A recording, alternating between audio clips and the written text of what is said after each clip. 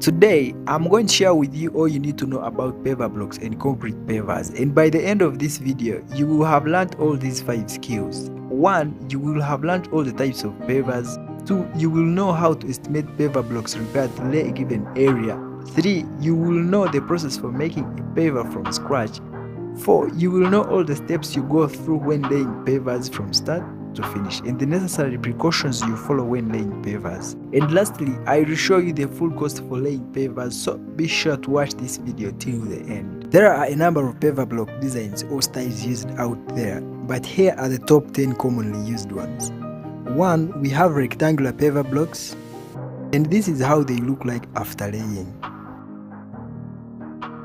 In position number 2, we have rhombus shaped type of pavers, and this is how they look like after laying. In number 3, we have double T pavers, and this is how they look like after laying. In number 4, we have moon type of pavers, and this is how they look like after laying. In position number 5, we have square pavers, and this is how they look like after laying. In position number 6, we have hexagon shaped pavers, and this is how they look like after laying.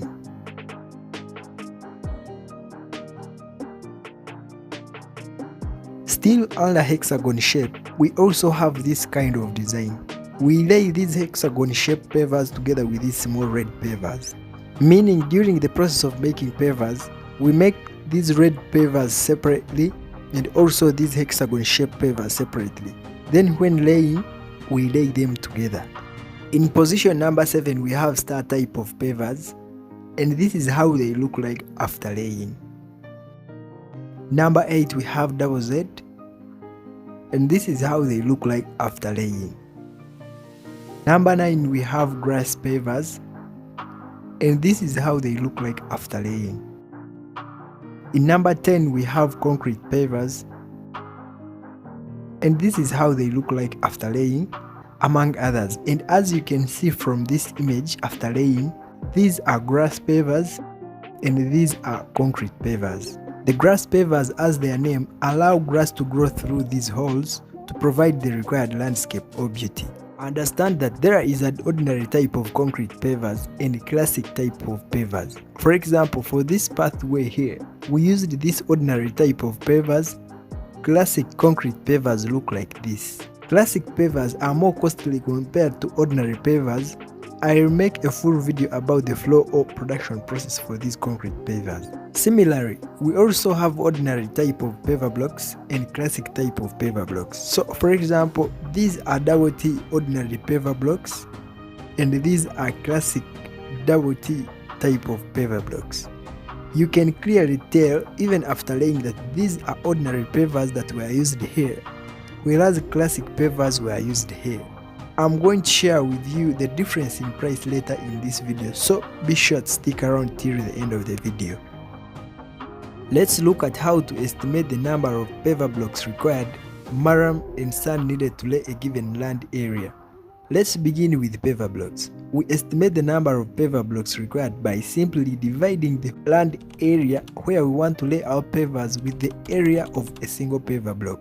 Considering a 1 square meter area, 1 square meter literally means 1 meter along this length and 1 meter also along this length. When we multiply 1 meter by 1 meter, we get 1 meter squared. Example: to cover 1 square meter area using these rectangular paver blocks, you need 50 paver blocks to do so. This is 1 meter along this side, and this is 1 meter also along this side to make 1 square meter. When we place these paver blocks manually on the ground, you will need 50 of them to cover this area. Considering paver block thickness as 3 inches or 75 millimeters, when a rectangular paver block has 20 inches along this side and 10 inches along this shorter side, we shall have 50 pieces of pavers in 1 square meter.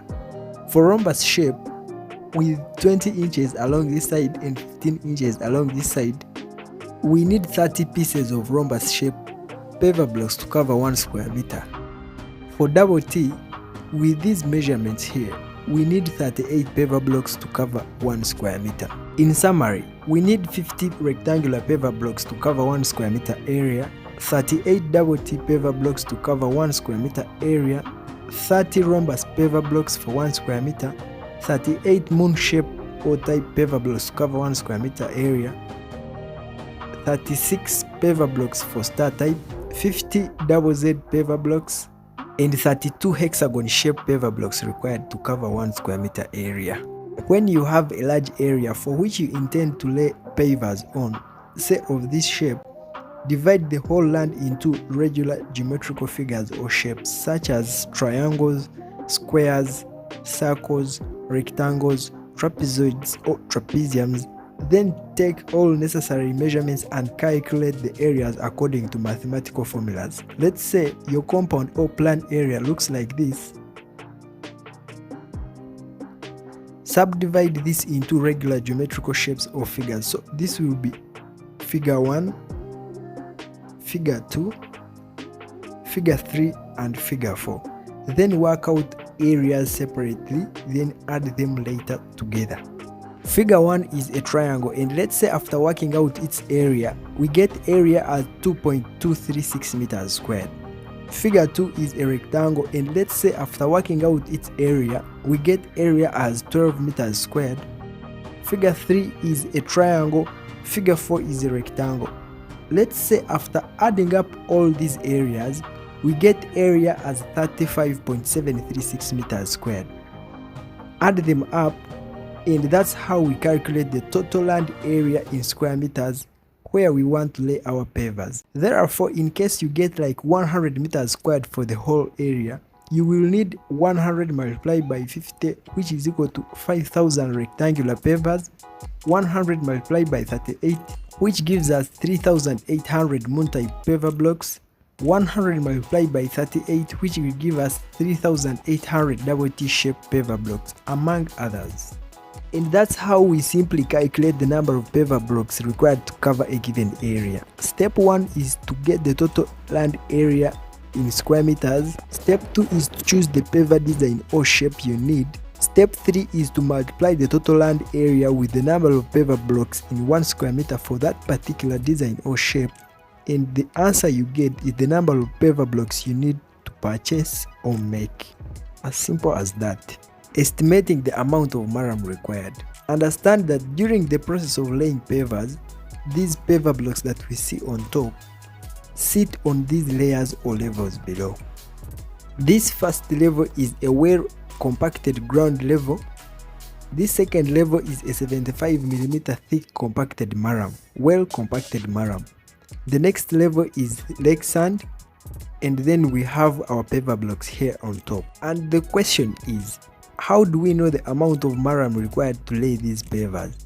The solution is quite simple. Since we calculated and now know the number of paver blocks we need, we get the quantity of maram using the number of paver blocks we already have. In other words, 5 cubic meters of maram spread an area that covers approximately 2,000 paver blocks.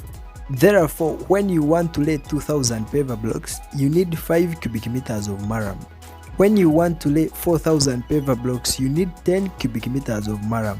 When you want to lay 6,000 paver blocks, you need 15 cubic meters of maram. As simple as that.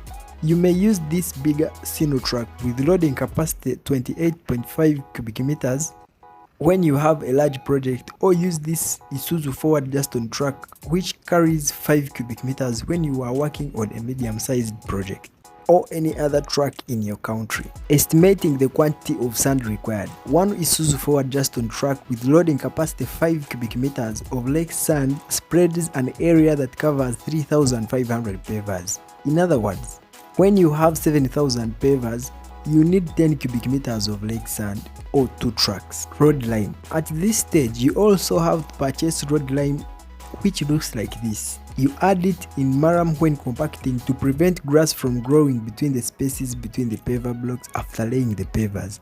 We mix 7 bags of road lime in every 5 cubic meters of maram, or 7 bags of road lime for every single truck of this size. When you forget adding road lime in the maram, this happens. Grass grows between the paver blocks in the future after laying paver blocks when the whole work is done. For example, this is an airstrip where helicopters land, so every month here, people are hired to weed out this grass which regrows again the next month.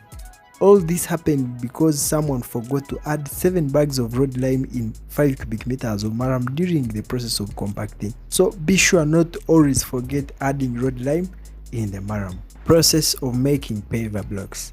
There are 2 methods of making paver blocks, one by machine and 2 by hand. By machine, stone dust, cement and other materials are put into the machine, which mixes the materials and produces the paver blocks automatically. 2 by hand. When mixing paver blocks by hand, you mix 2 flat wheelbarrows of stone dust, 1 flat wheelbarrow of plaster sand and 1 bag of cement, and add water. When the sand is wet, add 15 liters of water, and when the sand is dry, add 20 liters of water. You have to be cautious and careful when adding water because you don't want to make the mix so watery. Option number 2, you may mix 2 flat wheelbarrows of lake sand, 1 flat wheelbarrow of stone dust and 1 bag of cement. Mix with 25 liters of water, and from the above mix you get approximately 100 pavers also. You have to be cautious and careful when adding water because you don't want to make the mix so watery. You will also need a polythene sheeting or tarpaulin to cover the pavers and protect them from rain or storm water before drying. You also need molds and flat spades. You will also need to make smooth. Smooth is this strong surface that you see on top of a paver block. Smooth is made by a mixture of 5 kilograms of cement, 4 flat spades of plaster sand and 2.5 liters of water, and also 1 kilogram of an oxide of your favorite color. So if you want your pavers to look like this, add a red oxide at this stage in the smooth.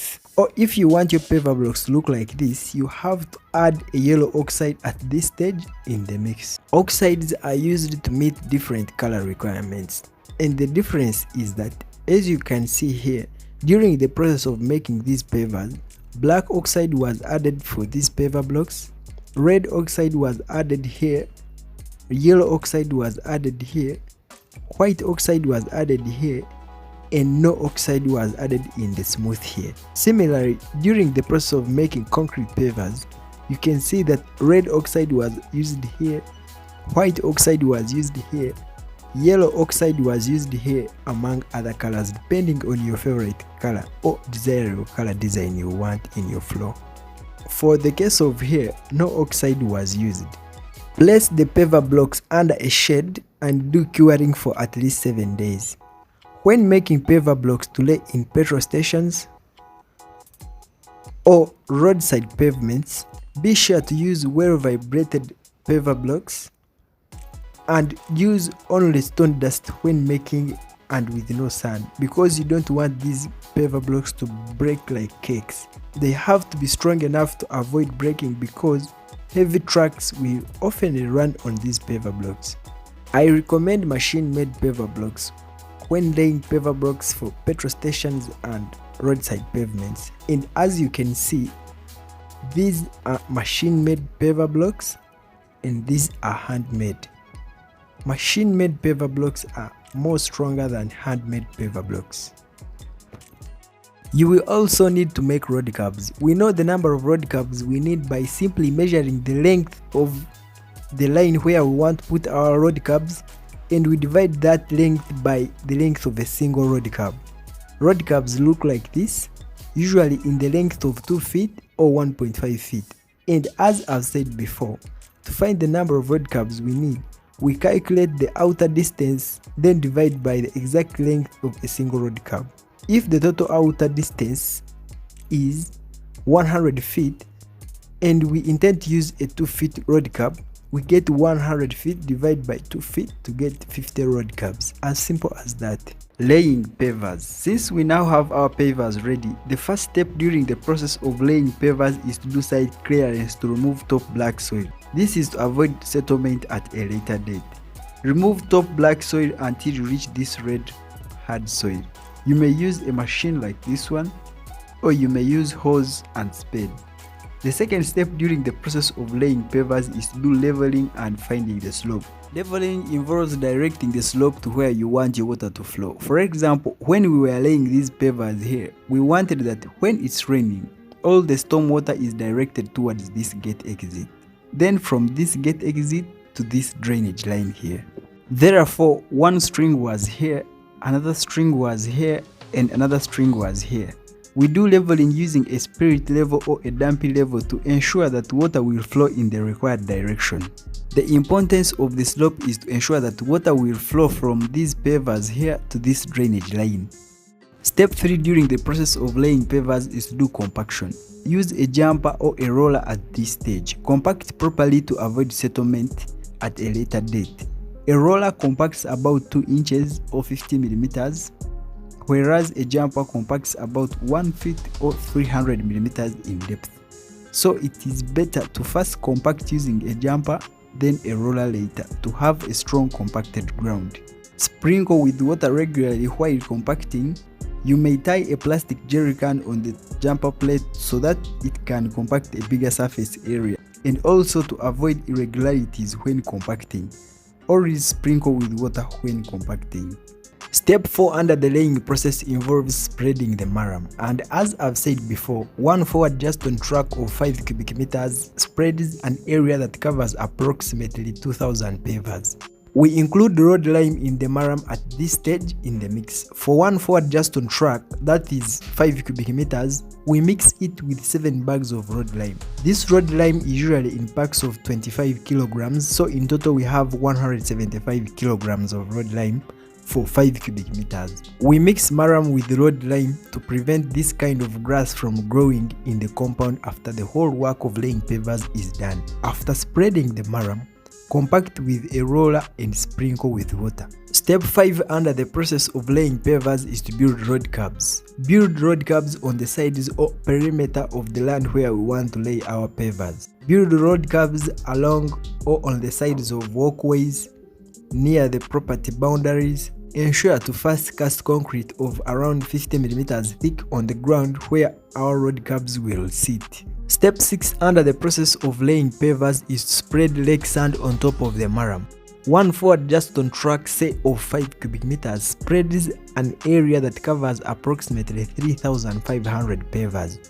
The difference with maram is that for maram, you need 5 cubic meters of maram to spread an area of 2,000 pavers. Then for lake sand, you need 5 cubic meters spread an area that covers approximately 3,500 pavers.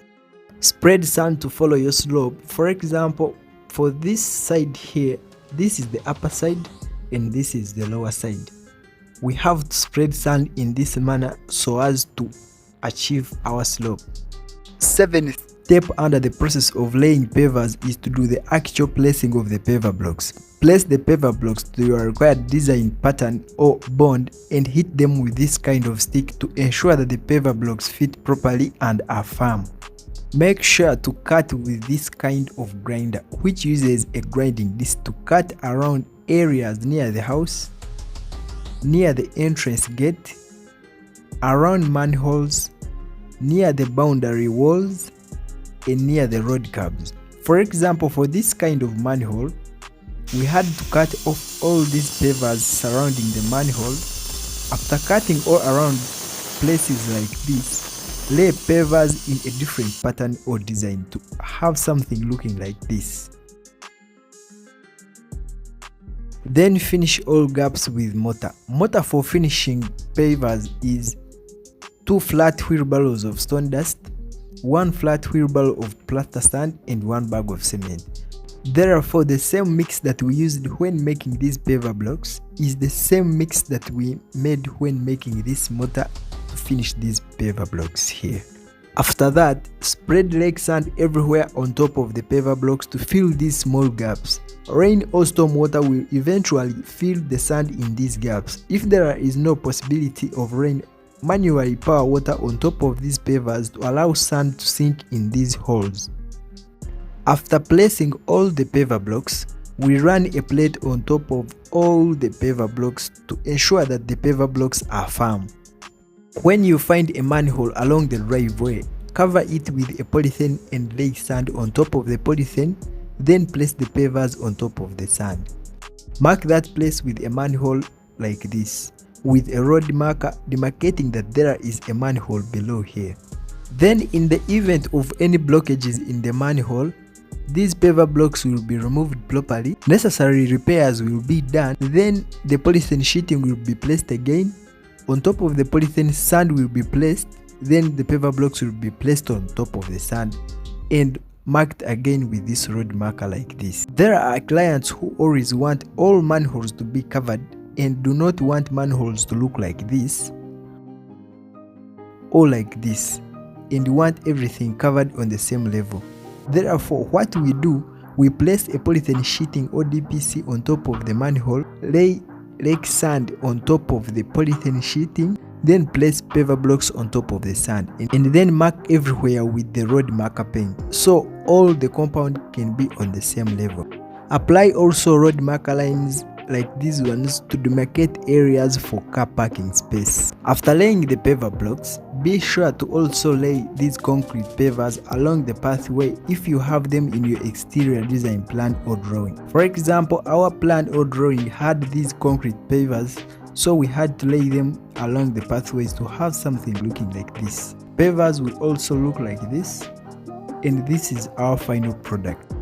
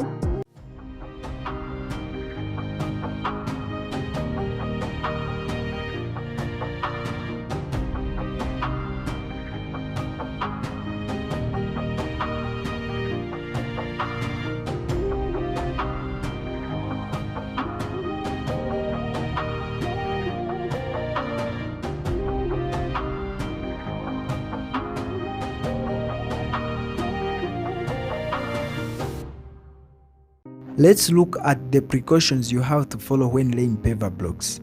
Measure properly the area where you want to lay your pavers, because all calculations are derived from this figure. You do not want to do overestimation or underestimation of the subsequent materials. Precaution number 2 is that do not forget adding road lime in the maram to prevent grass from growing like this. But in case you already have your compound looking like this with grass, remove all these pavers. Spread some little sand about 1 inch, place a polythene sheeting all around the site on top of the sand, then place your pavers. Spread little lake sand on top of the pavers to fill these small joints. I can give you assurance grass will never come back again. Precaution number 3, always compact properly to avoid settlement or sinking at a later date. For example, this part here sank due to settlement issues, so be sure to always compact properly. Precaution number 4, do leveling and slopes properly, because you do not want water to get stuck in a small part or spot in the compound area. For example, for our case here, we directed this slope towards this drainage line. Precaution number 5, be sure to always choose a paver design or pattern that rhymes with the existing building or structure design, because you do not want to choose a design that is totally off, different, or awkward that has no correlation with the existing building external design. Cost estimation for laying pavers. Generally, to lay 1 square meter of paver blocks, it will cost you around $20 for both materials and labor, depending on which country you are in, but the range is around $20. Understand that there is a difference between classic paver blocks and ordinary pavers. Classic pavers are stronger and more expensive compared to ordinary paver blocks because they are only made from stone dust and cement, whereas ordinary pavers are made from a mixture of plaster sand, lake sand, stone dust and cement, which makes classic pavers more expensive. A single square meter of double T classic paver blocks will cost you around $13.5, whereas a single square meter of double T ordinary pavers will cost you around $7.8 for only buying paver blocks. Similarly, it costed us around $11.3 to buy these 30 pieces of rhombus type classic pavers which fit in 1 square meter. It will cost you around $7.8 to buy ordinary rectangular 50 pieces which fit in a square meter, whereas when using classic pavers it will cost you around $13.5. Generally, there is a difference of around $5.7 between ordinary pavers and classic pavers, hence making classic pavers more expensive.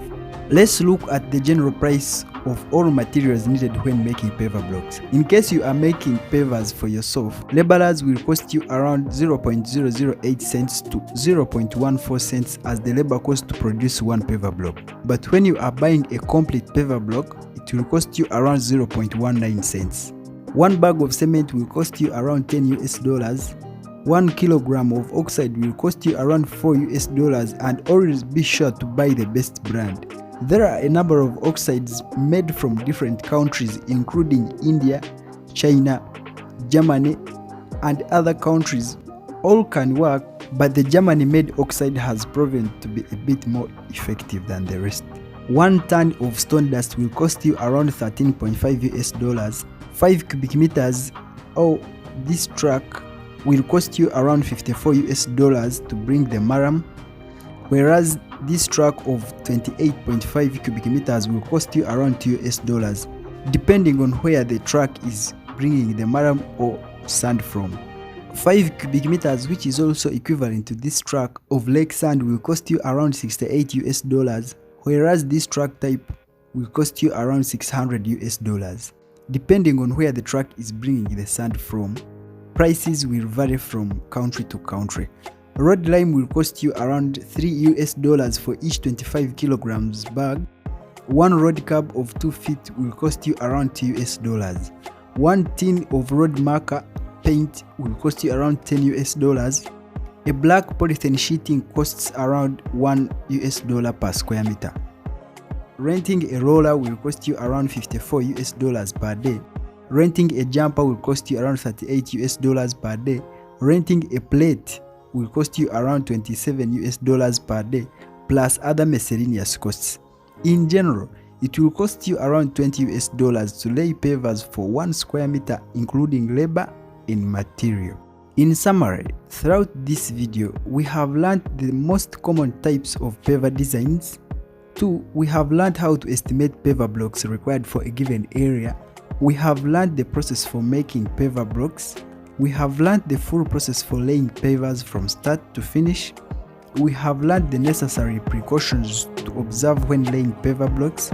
And we have learned the full cost for laying pavers. I hope you get something from it. If you have any questions about pavers and paver blocks, be sure to ask in the comment section. I will answer all the questions. That's the end of our today's video. If you are interested in more construction videos like this one, be sure to watch this video on the left or this video on the right. Don't forget to hit that subscribe button. I would really appreciate it. Thank you so much for watching.